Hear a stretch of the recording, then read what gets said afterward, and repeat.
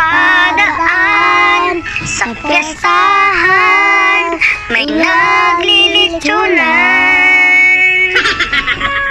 Nung aking tignan, baboy na pula, mukhang malinamnam.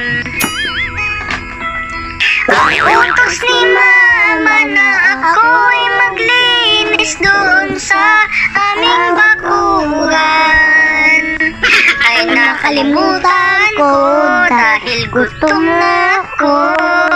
Nakikias ako, nagsimula ang kainan, baboy na pula, bigla lang nahilo, nakiwang-iwang. Sa isang iglap na ako ay naiblan, hindi makatayo, ako'y nataranta.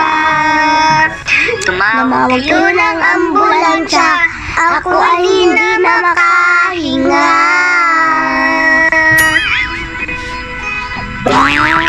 Pagdating sa ospital, ako'y matablan. Ako'y nagsisi, ubos ang karne, ang sarap kasi. Ako'y pinilit ng aking kumpare na kumain kahit na onti. Kahit na bawal ito, matigas ang ulo ko.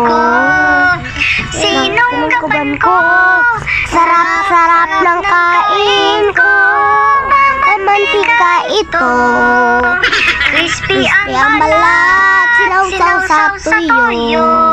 Sa sobrang sarap niya, hindi natanggihan. Inubos ang balat, pati mga laman. Sa sobrang tigas ng aking ulo, kaya ito ang napala ko. Kahit masarap ang bawal, huwag maging hangal. Dapat sundin nyo ang payo sa inyo. Kailangang malaman ang dapat iwasan para malayo sa kapahamakan. Kaya kayong matigas ang ulo, may kalalagyan kayo.